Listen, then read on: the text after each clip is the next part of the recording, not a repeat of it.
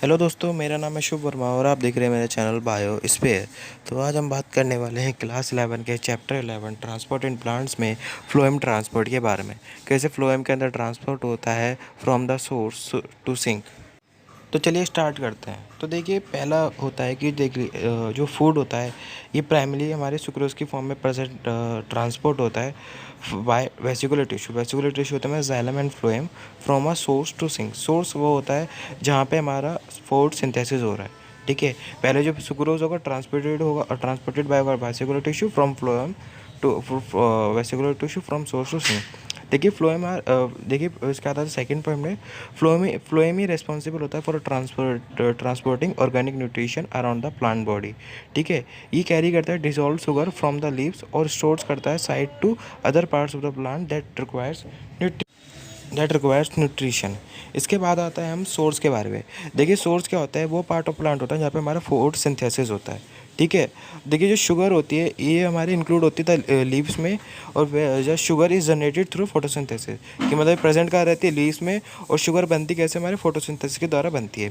ठीक है, when they are high in supplies, कि जब शुगर की सप्लाई जब हाई हो जाती है, मतलब ज़्यादा बढ़ जाती है, तो द न्यूट्रिशन स्टोर एरिया, जहाँ पे न्यूट्रिशन स्टोर रहता है वाले एरिया में, जैसे roots stems and also function as source. कि जब शुगर की रिक्वायरमेंट बढ़ जाती है तो जो न्यूट्रिशन स्टोरेज एरिया होते हैं वो भी अपना काम करने लगता है एज अ सोर्स। देखिए, जो in the source the sugar is move into the phloem by active transport. Active transport के द्वारा एक्टिव ट्रांसपोर्ट के द्वारा मूव होता है हमारा sugar in the phloem by active transport. इसमें क्या होता है, कुछ सब्सटेंस का भी मूवमेंट होता है अक्रॉस द सेल मेम्ब्रेन। ठीक है, इसलिए इसे रिक्वायर होती है इसे एनर्जी की रिक्वायरमेंट होती है to the on part of the cell. ठीक है, इसके बाद आते हैं हम सिंक पे। देखिए, सिंक वो एरिया होता है जहाँ पे इसे न्यूट्रिशन की रिक्वायरमेंट होती है, नीड ऑफ न्यूट्रिशन रहते हैं। और ये एरिया होता है जैसे ग्रोइंग टिश्यू, जहाँ पे ग्रोइंग टिश्यू होगा वहाँ पे हमारे न्यूट्रिशन की रिक्वायरमेंट होगी। जब भी एक सप्लाई में लो होते हैं तो storage such as root and stem can function as a sink. कि जब भी शुगर की रिक्वायरमेंट या सप्लाई कम होगी तो जैसे रूट्स एंड स्टेम ये फंक्शन करने लगेंगे ऐसे सिंक्स। देखिए, the content of phloem tubes flow from the source to the sink where the sugar molecules are taken out of the phloem by active transport. देखिए, active transport से हमारे phloem की tube से हमारे सोर्स निकल जाते हैं शुगर मॉलिक्यूल्स। और इसमें एटीपी की रिक्वायरमेंट होती है। इसके बाद आते हैं हम इसके next important topic pressure flow और मास फ्लो हाइपोथेसिस के बारे में। देखिए, प्रेशर फ्लो और मास फ्लो हाइपोथेसिस का क्या है कि प्लांट के एक पार्ट से दूसरे पार्ट तक कैसे हम मॉलिक्यूल्स को ट्रांसफ़र करें in the big amount. Basically हम इसको पढ़ते हैं। देखिए, translocation of sugar from source to sink is called pressure flow hypothesis.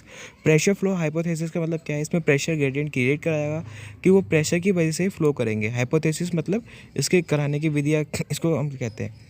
देखिए, जो ग्लूकोज होता है प्रिपेयर्ड होता है हमारे सोर्स पे। सोर्स वहाँ पे होता है जब हमारा फूड बनता है, और ग्लूकोज बनता है कैसे, फोटोसिंथेसिस। अब ये ग्लूकोज कन्वर्ट होगा हमारे सुक्रोज में। सुक्रोज क्या, एक टाइप ऑफ डाइसेक्राइड है।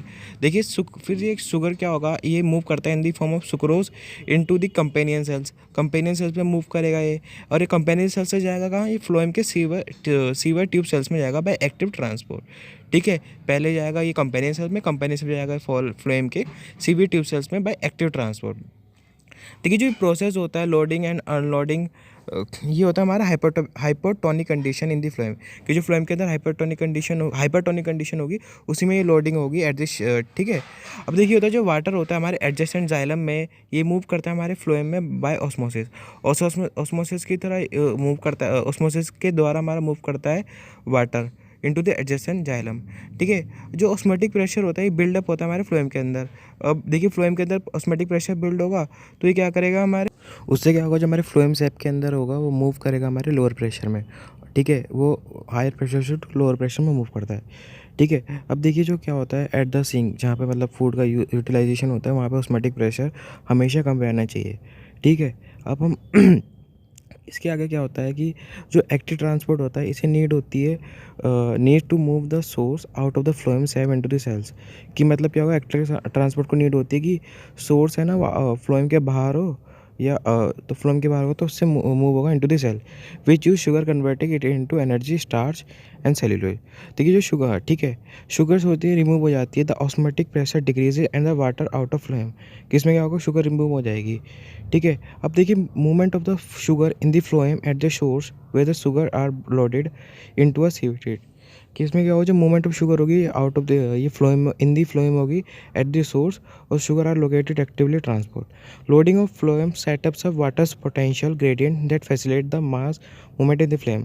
की लोडिंग होगी ना फ्लेम की, ये वाटर पोटेंशियल को सेट करेगी जिससे फैसिलिटेट होगा हमारा मास मूवमेंट इन द फ्लेम, ठीक है। मास मूवमेंट का मतलब क्या है कि बल्क में हमारे मूवमेंट मॉलिक्यूल्स मूव करेंगे। देखिए हमारा ये डायग्राम है, इस डायग्राम बहुत इंपॉर्टेंट डायग्राम है।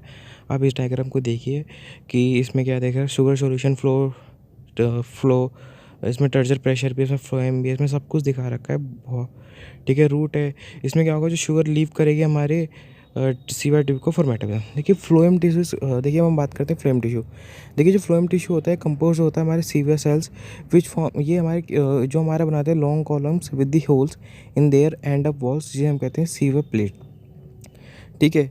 अब इसके बाद आते हैं जो हाइड्रोस्टिक मतलब वाटर का जो प्रेशर होता है in the phloem CV tube, इससे इन द फ्लोएम सीवी ट्यूब्स ये इंक्रीज हो जाता है। अब pressure flow begins and the SAP move through the phloem.